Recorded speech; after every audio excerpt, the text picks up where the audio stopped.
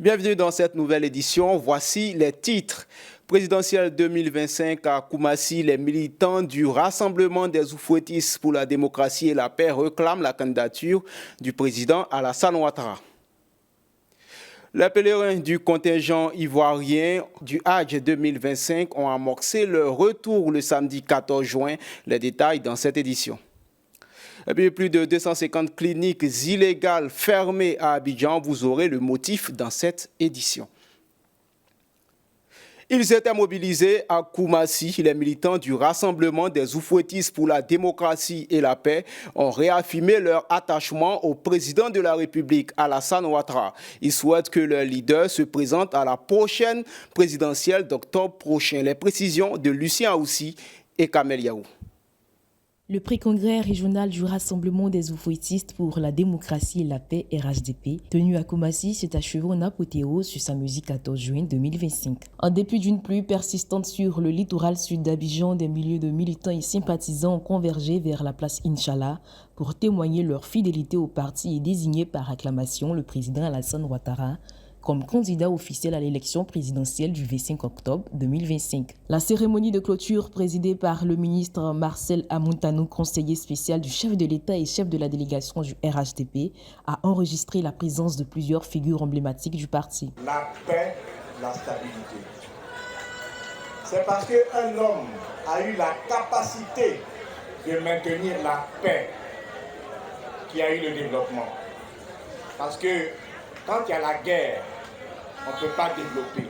Militantes et des militants, ainsi que des sympathisants engagés, je dis bien engagés, pétris des valeurs qu'incarne notre président. Donc, notre parti, le RHDP, fait la promotion chaque jour, à chaque instant, à travers son discours public. Koumassi a ainsi donné le ton d'un congrès ordinaire qui s'annonce historique pour le RHDP, prévu les 21 et 22 juin prochains. La Côte d'Ivoire fait partie des 36 pays qui pourraient être concernés par des restrictions d'entrée aux États-Unis.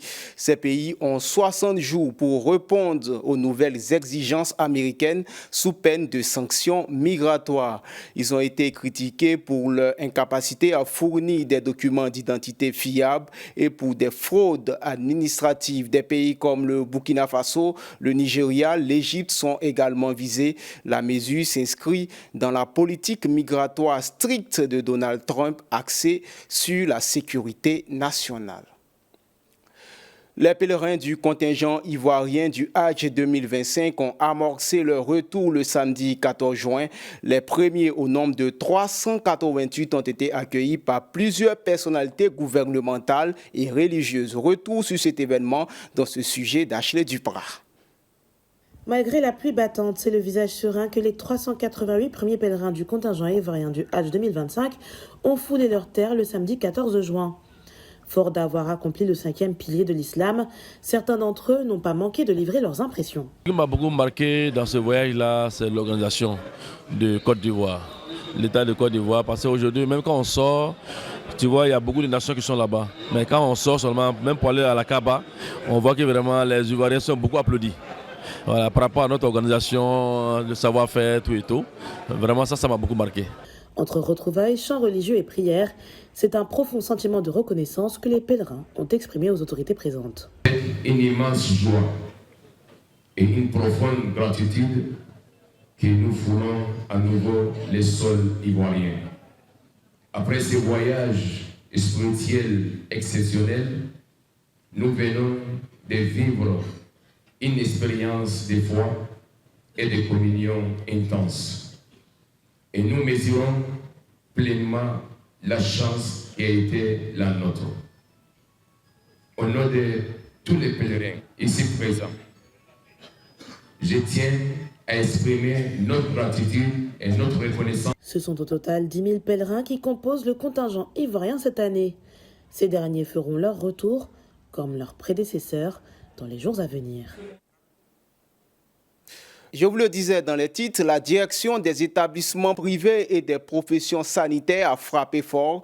Plus de 250 cliniques illégales ont été fermées à Abidjan. Les explications de Diane Drissa et Ashley Duprat. En 2 vagues de contrôle menées en mai 2025 dans les districts sanitaires d'Abidjan 1 et 2, 553 structures sanitaires privées ont été inspectées. Résultat, 259 établissements fermés pour exercice illégal de la médecine. Parmi les manquements, absence d'autorisation, personnel non qualifié, hygiène douteuse ou encore mauvaise gestion des déchets médicaux. Une centaine d'autres établissements ont été mis en demeure. Mais tout n'est pas sombre. 170 structures ont été reconnues conformes, dont 55 saluées pour leur exemplarité.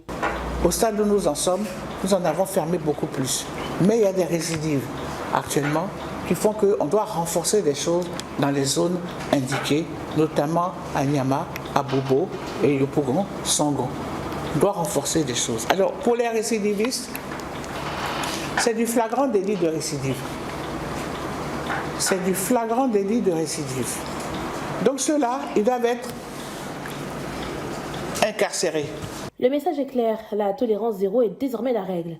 La DEPPS invite les établissements encore en infraction à régulariser rapidement leur situation pour que la santé rime enfin avec sécurité. Ces opérations s'inscrivent dans l'initiative gouvernementale Zéro clinique illégale d'ici 2025, lancée en octobre 2022 par le ministre Pierre Ngudamba. Face aux effets croissants du changement climatique, l'UEMOA renforce sa stratégie pour garantir la sécurité alimentaire à ses populations à travers une agriculture plus durable. Samson Oula pour plus d'explications. Cœur des réflexions, les défis de la souveraineté alimentaire dans l'espace communautaire, mais aussi les opportunités à saisir pour bâtir un système agricole plus autonome et résilient. Experts agricoles, entrepreneurs du secteur agroalimentaire, représentants institutionnels et partenaires techniques ont échangé sur les leviers à activer pour transformer les chaînes de valeur agricoles. Et qu'est-ce qu'il faut pour réussir?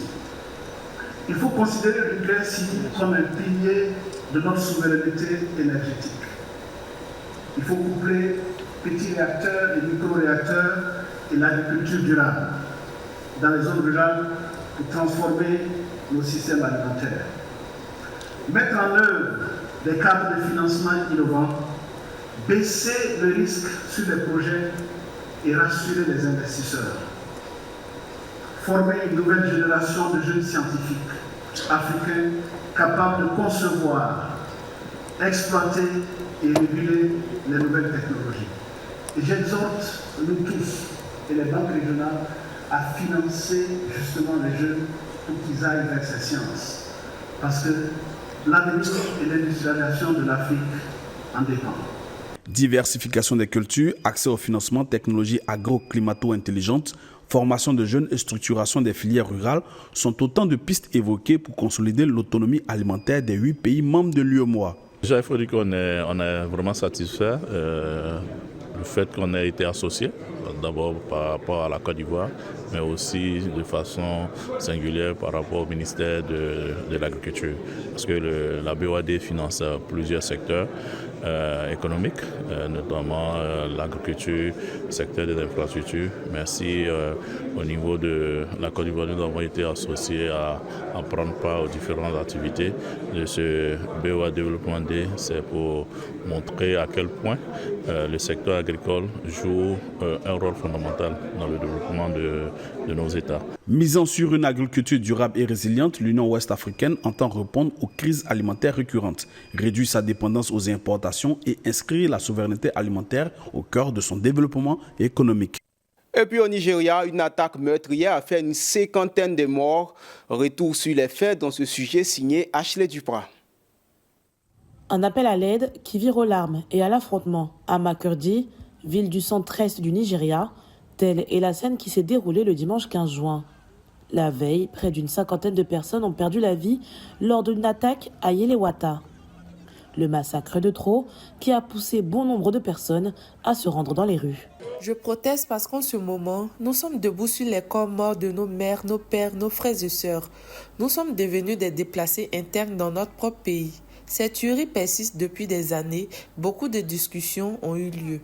Au cœur de ces violences, en recrudescence depuis plusieurs mois, des conflits entre éleveurs peuls musulmans et agriculteurs sédentaires, et ce, pour le contrôle des terres et des ressources. Pour y mettre fin, tous les regards sont tournés vers les autorités. Monsieur le Président est silencieux, le gouverneur est silencieux. Ces gens-là ne demandent pas des alphabets politiques. Ils tuent simplement des gens dans leur sommeil. Nous sommes des agriculteurs, nous sommes un État agricole. Que va-t-on faire avec les gens qui errent dans leur rue? S'il vous plaît, nous appelons Monsieur le Président à nous parler. Une injonction qui a trouvé réponse le soir même. En effet, dans un tweet, le président nigérian Bola Tinubu a annoncé l'arrivée de plusieurs services en vue d'interpeller les auteurs de ces attaques. Selon un récent rapport d'Amnesty International, 6 896 personnes ont été tuées dans l'état de Benue ces 2 dernières années. C'est la fin de cette édition. Merci à tous de nous avoir suivis. L'information continue sur cette info et sur cetteinfo.ci.